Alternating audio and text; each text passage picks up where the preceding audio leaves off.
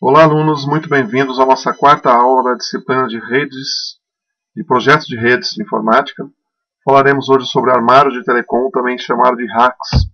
E como objetivos, esperamos que você possa conhecer os 3 tipos de armário de telecom existentes. Também você vai aprender a relacionar os acessórios que são disponíveis para esses dispositivos, os hacks. E, finalmente, aprender a dimensionar a quantidade de cabos que pode ser utilizada ou pode ser lançada dentro dos sistemas de distribuição, como eletrocalhas, dutos, eletrodutos. Bom, inicialmente, temos aqui a ideia do que seria um hack. O hack, ou armário de telecom, é simplesmente um local onde vão ser armazenados, vão ser abrigados equipamentos concentradores e outros acessórios de rede. E que equipamentos são esses? Os hubs, os switches, os roteadores, o hardware de conexão, o patch panel, guias de cabo, enfim, são os dispositivos que são abrigados dentro do hack para maior organização, para melhorar também as questões de segurança, para proteção dos equipamentos que ficam lá dentro. Bom, o hack ele utiliza uma medida não convencional, não é metros, não é centímetros. A gente usa uma medida de altura que é correspondente à altura de cada dispositivo. Os dispositivos são padronizados com a altura de 1U, ou UA, unidade de altura, que corresponde a 44,4 milímetros ou 4,44 centímetros. Então, cada fabricante que vai produzir um equipamento desses, ele obedece à regra de não utilizar uma altura maior do que essa. Caso seja necessário, ele utiliza múltiplos dessa altura. Tem equipamentos que têm 2 U's. Por exemplo, um patch panel de 24 portas possui 1 U, ou 44,4 milímetros de altura. Um de 48 portas possui 2 U's, ou seja, 88,8 milímetros, o dobro dessa altura. A largura também é padronizada, para que nós não tenhamos hacks diferentes, para que cada hack possa se adaptar corretamente com relação aos diferentes tipos de equipamentos e fabricantes. A largura padrão dos equipamentos é 19 polegadas, pelo padrão EIA 310D. Então, 19 polegadas de largura por 1 U, ou 44,4 milímetros de altura. Tipos de hacks. Nós temos hacks fechados, são 3 tipos. Então, o primeiro deles é o hack fechado, que é este aí. Está aparecendo sem os acessórios, mas ele tem portas, ele tem as tampas laterais e os acessórios, nós vamos ver no decorrer da aula. Temos os hacks abertos. O hack aberto, pode ver que ele tem uma espessura bem menor do que o aqui do hack fechado. Ele tem uma base aqui para sustentação e os equipamentos ficam presos aqui ou parafusados nessa superfície vertical. Os brackets são hacks menorzinhos, parece uma prateleira, uma estantezinha que fica colocada na parede, ela é parafusada na parede. Os 3 tipos aí de hacks existentes. Vamos ver as características desses tipos de hacks. Primeiro, sobre os hacks fechados. Bom, os hacks fechados devem ser utilizados em locais de acesso controlado, com dimensões que variando de 12 a 44 U. Lembra da unidade que 1 U equivale a 4,44 centímetros. Também os hacks fechados possuem estrutura em aço, composta de 4 colunas, como nós vimos na figura anterior, um quadro superior, um quadro inferior e diversos outros acessórios. Eu vou mostrar uma figura daqui a pouquinho. O tampo superior e fechamento lateral devem ser ventilados, então tem alguns acessórios para ventilação, ou trabalhar num ambiente climatizado com ar-condicionado e temperaturas variando entre 16 e 21 graus. Os pés niveladores com porta frontal em acrílico, então a frente do hack deve ser vista, os equipamentos que estão lá dentro devem ser visualizados, por isso a porta na frente deve ser em acrílico transparente, com chave, trancado para que somente o administrador da rede tenha acesso. E um segundo plano de fixação, com régua de tomadas elétricas, unidades de ventilação, trilhos de sustentação, guias de cabos, enfim, uma série de outros acessórios que eu vou estar comentando na aula. Está aqui um desenho, um hack aí com todos os acessórios, os equipamentos, a parte externa, a montagem.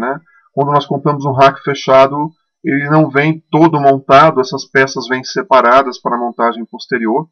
Então nós temos aqui o teto, a tampa traseira, um perfil aqui de 19 polegadas, as molduras. Esse rack aqui, por exemplo, ele tem uma moldura basculante, que ela é giratória, uma base fixa ou base móvel com rodinhas, porta frontal em acrílico ou com essa superfície aqui com uma tampa superior ou toda em acrílico. Então existem diversos tipos aí de acabamentos aí para diferentes tipos de racks fechados.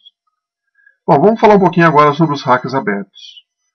Bom, como características, os racks abertos devem ser utilizados em salas de acesso restrito, uma vez que são menos protegidos do que os racks fechados, porque não são fechados, não tem chaves, enfim, alguma pessoa desautorizada pode fazer alguma coisa, pode mexer no rack, então tem que ser colocado em sala de acesso restrito. Não necessita de unidade auxiliar de ventilação, porque não tem nem como eu colocar uma ventoinha, um ventilador, alguma unidade de ventilação no rack, porque ele é aberto. Então, a sala, o ambiente onde ele vai ser colocado é que tem que ser climatizado, obrigatoriamente. A montagem é bem mais simples, ele não tem tantos acessórios como nós vimos no rack fechado anterior. E recomenda-se não instalar racks abertos com dimensões que são inferiores a esse tamanho aí, ó, 36 US. Então, racks abertos só de 36 US para cima. Está aqui uma imagem, né, uma outra imagem, aí, uma figurinha desse rack aberto. Nós vemos ele aqui ao lado, sozinho, solitário, sem nenhum equipamento dentro. E aqui à direita, já com os equipamentos colocados, os pet panels aqui e outros acessórios colocados. Então aqui nós temos uma tampa lateral por onde os cabos vão percorrer e os dispositivos são presos, fixos aqui, usando uns parafusos específicos que eu vou mostrar também logo adiante. Os brackets são equipamentos mais simples, né, dispositivos mais simples. Na minha opinião, devem ser evitados sempre que possível, mas por questões de custo, às vezes a gente acaba utilizando esse tipo de dispositivo. Bom, eles são instalados em paredes ou áreas de acesso controlado com uma pequena densidade de pontos, né? Não pode ser uma rede com muitos pontos, posso colocar muitos equipamentos lá dentro. Ele é feito com uma chapa de aço na forma de U, altura variando de 3 a 6 U, ou unidade, ou UA. Bom, o equipamento ele é muito pequenininho, né? Então não dá para se colocar mais do que um switch, um patch panel, ou às vezes um modem que é colocado dentro dele. Profundidade útil de 350 mm no mínimo, e aqui ao lado uma figura, aí, dá para perceber aqui na figura que eu tenho algumas unidades onde eu posso fazer parafusar, né? Os parafusos estão aqui, parafusar os dispositivos, né, os switches, patch panels, enfim. Área útil do rack. Bom, cada dispositivo que eu coloco na rede, ele ocupa pelo menos um U ou múltiplo deles. Então, imagine que eu tenha 2 switches aí na rede. Qual deve ser o tamanho do meu rack? Então existem algumas regras para calcular a dimensão, se o rack deve ser de 3 U's, de 8 U's, 10 U's, 20 U's, enfim, qual é o tamanho dele. Bom, a norma para o cálculo das dimensões da estrutura determina que a medida útil a ser utilizada seja obtida através da soma da medida total dos equipamentos, então imaginamos que eu tenha N equipamentos, mais uma folga de 9 U. Essa folga é para circulação de ar, para que não fique muito aquecido a parte interna do rack. Então a altura total de um rack ela é N mais 9 U's. Mas imagine que eu tenho só um dispositivo. Então vai ser 1 mais 9 U's, por conta de um dispositivo eu preciso de 10 U's. Não, aí nós usamos uma outra, né, uma outra alternativa, que é utilizar no máximo 70% da área útil do rack. Então se eu uso um dispositivo ou 2 dispositivos, o que eu preciso é fazer um cálculo de que isso não ocupe mais do que 70% daquele rack ou daquela altura do rack. Tá? Então, essa primeira equaçãozinha aqui, de altura total N mais 9U, ela serve apenas para racks ou para quantidades que vão ser superiores a 20 U's. Aí tem sentido eu deixar 9 U's de folga. Bom, agora vamos falar de alguns acessórios que compõem os racks, principalmente os racks fechados, né? Tem muitos aí para racks fechados.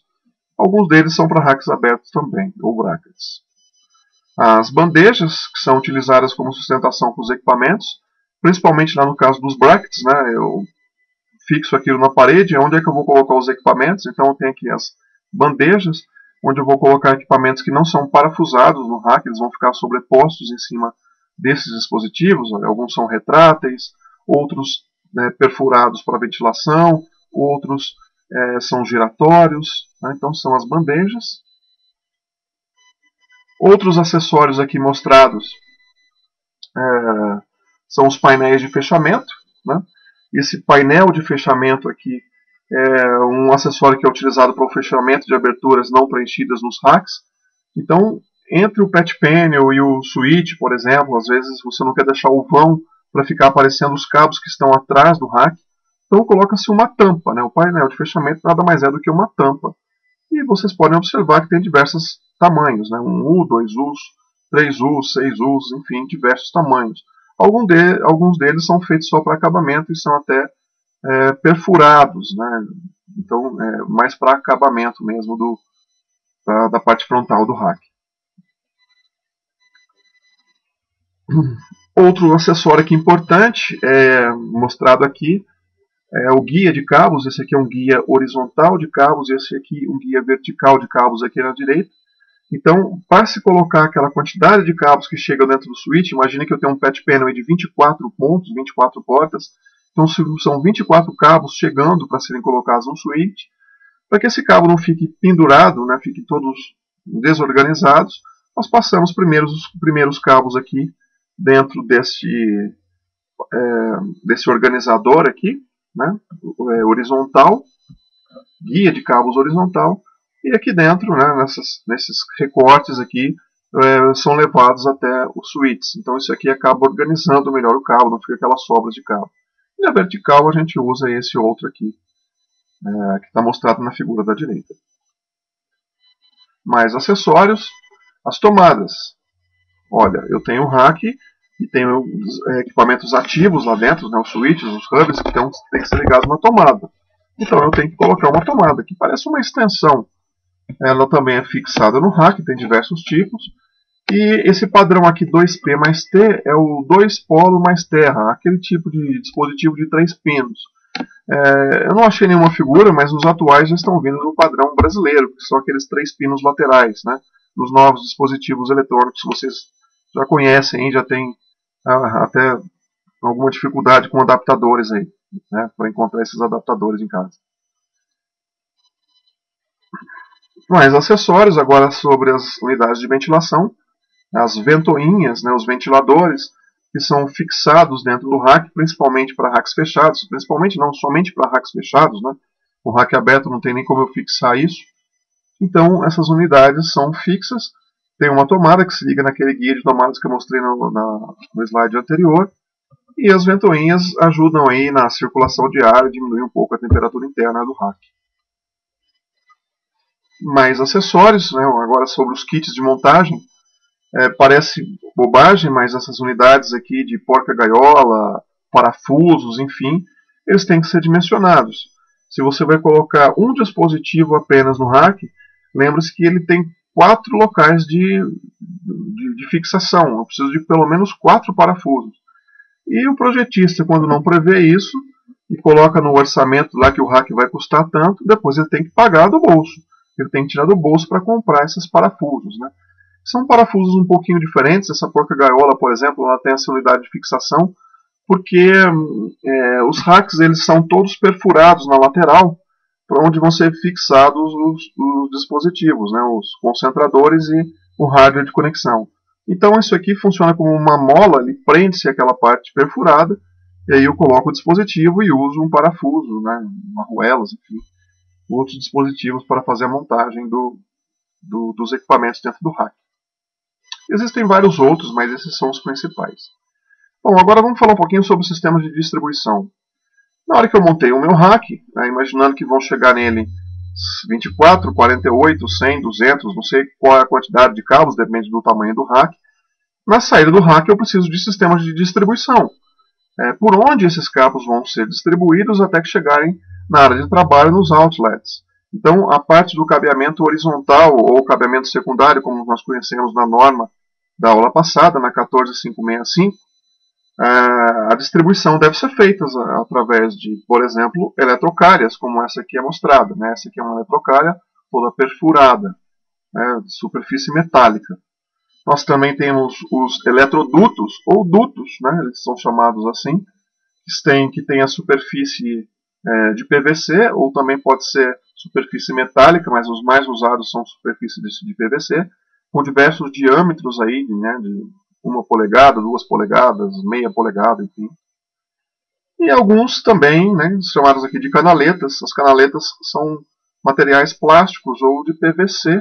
Parece um pouquinho aqui com as eletrocárias, mas tem esse tipo de material. Aquelas que você fixa na parede, nos rodapés, para passagem de uma quantidade um pouquinho menor de cabos. Esses são os tipos de sistemas de distribuição que a gente usa para levar os cabos ou para lançar os cabos na rede. Bom, com relação aos tipos de sistemas de distribuição, nós temos que nos preocupar com a taxa de ocupação. O que é isso? É quantos cabos cabem dentro de um eletroduto, por exemplo, ou de uma eletrocalha. Muito bem, aqui nós temos um eletroduto, né, circular.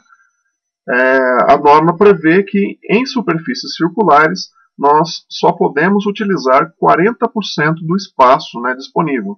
Ou seja, mesmo que caibam 20 cabos, eu não vou conseguir colocar os 20 lá dentro. Né? O máximo que eu vou colocar é 40% disso. Eu não posso ocupar toda essa quantidade. Né? No máximo, então, 40% desses 20 cabos aí, são 8 cabos que vão caber dentro dessa superfície. Bom, como é que eu faço esse cálculo? Bom, a gente faz o cálculo baseado na área. Qual que é a área? Se eu tenho aqui um dispositivo de 1 polegada, eu faço o cálculo. Meia polegada é o raio, π vezes o raio quadrado é a área desse dispositivo. E aí a mesma coisa, eu calculo o raio aqui dos cabos. O categoria 6 tem 6 milímetros de diâmetro, o categoria 5 tem 5,1 milímetros de diâmetro. Faço o cálculo e verifico quantos cabos cabem lá dentro. Eu mostrei isso para vocês no material escrito, tá, um exemplo bem detalhado lá para que vocês possam trabalhar.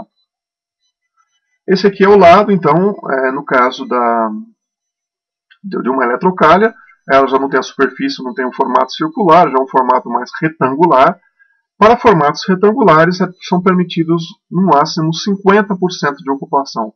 Então, 40% de ocupação para superfícies ou objetos que são circulares e 50% no máximo para objetos que são no formato retangular. Aqui é muito fácil calcular a área, né? É a base vezes a altura, A vezes o V aqui.